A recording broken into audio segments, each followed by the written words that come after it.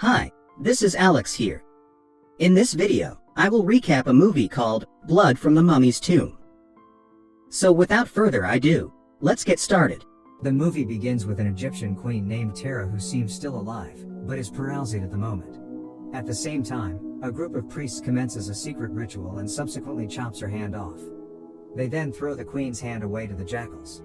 However, just before they devour the hand, the animals begin to collapse with their throats cut open while the hand, with a huge ruby ring on it, is crawling away. The priests eventually finish the ritual, and shortly after they leave the tomb, a giant sandstorm strikes, killing everyone instantly. In the present day, a young woman named Margaret awakens from his recurring nightmare. Her scream alerts the father, Professor Julian Fuchs, who immediately comes to her room and calms her down. She claims to her father that she keeps experiencing the same dream of Queen Tara every night.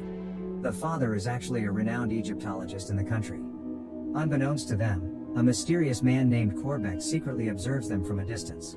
The next day, Professor Fuchs surprises Margaret with a very beautiful ruby ring as her early birthday gift. She puts on the ring right away and then leaves with his boyfriend, Todd Browning, while Corbeck is still spying on them. Upon arriving at Todd's place, he immediately notices the giant ring and is pretty amazed by it. Todd learns that she got the ring from her father and concludes that it must be retrieved from his previous expedition. Curious about the ring's origin, the couple meet Todd's colleague, Jeffrey, who is an expert in ancient relics. When he takes a closer look at the ring, he suddenly becomes terrified and suffers a panic attack, especially when he sees Margaret's face. On the ground, a kind of weird constellation appears inside the ruby. Meanwhile, a fortune teller named Helen Dickerson also sees the same constellation and becomes panicked, suddenly suggesting her client to resume the session next week. On the other hand, Corbeck pays a visit to a man named Berrigan, who is currently treated in a mental hospital, or more like a mental jail. It seems like Corbeck is looking for something, but Berrigan tries to stop him from taking the relic. A guard then intervenes and restrains the man while telling Corbeck to leave at once. A few moments later, after calming himself, Jeffrey quickly heads over to his workplace and takes out a box that contains one of the jackal's skull. Shortly after, Corbeck arrives and Jeffrey reports to him that he has found the ring and the woman. Corbeck tells him to be ready as Margaret's birthday is in a few hours. Still that night, Margaret, who slept in her boyfriend's house, dreams of Tara, who states that her spirit has never rested and implicitly reveals that her resurrection time is getting closer and closer. She continues that she deliberately guided a group of archaeologists, whom she appointed as guardians of her sacred relics, to find her tomb. A long time ago, the archaeologists, consisting of the young Professor Fuchs, Todd, Corbeck, Berrigan, and Helen, discovered the Queen's ancient relics in a coffin, containing Queen Tara's well-preserved body. They also found the Queen's severed hand and decided to take all the stuff. By the time the archaeologists found the body, Professor Fuchs' wife gave birth to Margaret, but her life couldn't be saved. Back to the present time, Margaret awakens and senses that something is not right, thus she puts on her clothes and decides to go home. Meanwhile, Professor Fuchs goes to the basement where he made the replica of the tomb and keeps the Queen's body inside it. The couple arrive at Margaret's house and suddenly hear screaming. They break into the basement, finding Fuchs severely wounded on the neck. Todd immediately calls Fuchs' personal doctor. Margaret suggests they call the police, but the doctor doesn't allow her to do so, saying that it is her father's instruction. While Fuchs is resting, Margaret silently returns to the basement and is very shocked when she discovers the Queen's body and realizes that Tara looks almost exactly like her. Not long after, Corbeck appears out of nowhere and introduces himself to Margaret. He explains that her father was obsessed with the Tara, Queen of Darkness, since he was young. Impressed with her father's dedication in the Egyptology world, Corbeck helped him by assembling a team to search the tomb. He is still amazed by how coincidentally Margaret was born in the Queen's image and on the same day when his father discovered the Queen's body.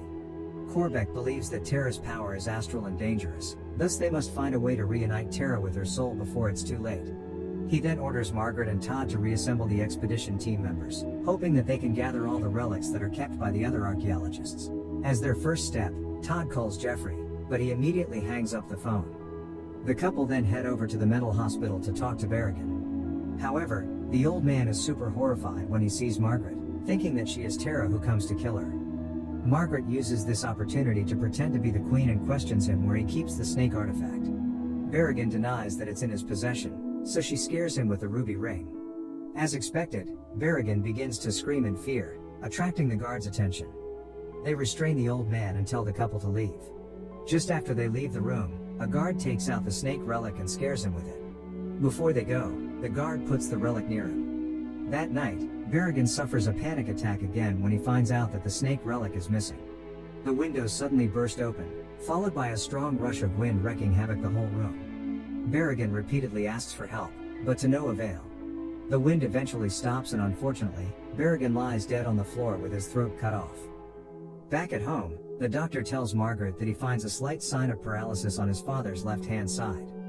The next morning, Margaret descends to the basement and discovers that the snake relic is somehow retrieved. Fuchs finally awakens from his coma and reveals to his daughter that he deliberately gave her the ring for protection. He later explains that the priests at Terra Zera cut her hand off to symbolize that she was evil, also believing that with her body incomplete, her power would be destroyed. Thinking that her father is still hiding something, Margaret informs him that Berrigan is dead and she has been working with Corbeck to solve this problem. The professor becomes worried and tells her daughter to stay away from Corbeck. She ignores him and soon visits Corbeck's house. Realizing that she might possess the power of the Queen, she teams up with Corbeck to resurrect the Queen. He agrees as he believes that Terra is beyond humans' laws and dogma, so he is very eager to learn from her, especially about immortality. Before she departs, Corbeck warns Margaret not to involve her father because the professor still believes that the Queen is the root of evil, not seeing her as an opportunity to take control over everything. On the other hand, Jeffrey is told about Berrigan's death. He immediately realizes that he's in danger and attempts to hide the skull.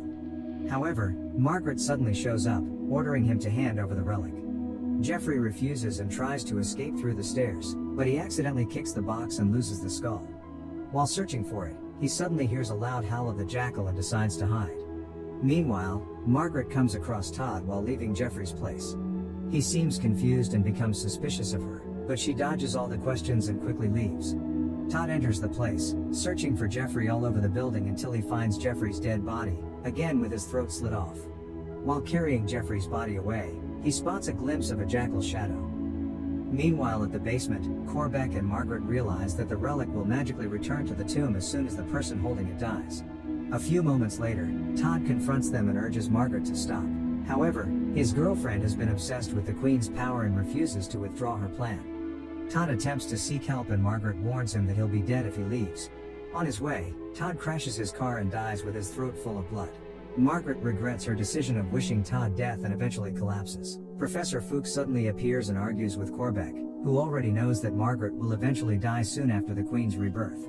The professor is dedicated to making sure that will not happen.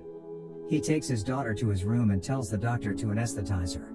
However, just before he manages to do it, Margaret, possessed by Terra, stands in front of him and kills him with her power.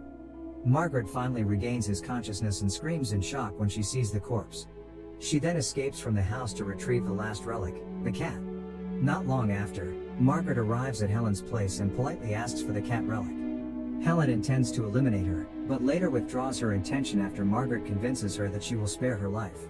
Unfortunately, after she hands over the relic, the cat relic somehow becomes alive and finishes her off. In the basement, Fuchs discovers that the cat relic has returned to the tomb. At the same time, Margaret and Corbeck arrive and begin the resurrection ritual. Corbeck puts the Queen's hand inside the tomb and reads the spell from the scroll. Halfway through the ritual, Margaret finally realizes that they will be meaningless once Terra is fully resurrected. Therefore, with all his energy remaining, Fuchs charges towards Corbeck and stabs him to death. However, Terra is revived and manages to prevent the professor and Margaret from stabbing her. Fuchs is choked to death, but Margaret eventually manages to strike the knife through the Queen's heart, putting her back to sleep forever. After that, the whole basement falls apart, leaving only one survivor from the scene. The next day, a woman whose face is fully wrapped in bandages awakens in the hospital. Question then arises, who are the women behind the bandages? Margaret or Terra?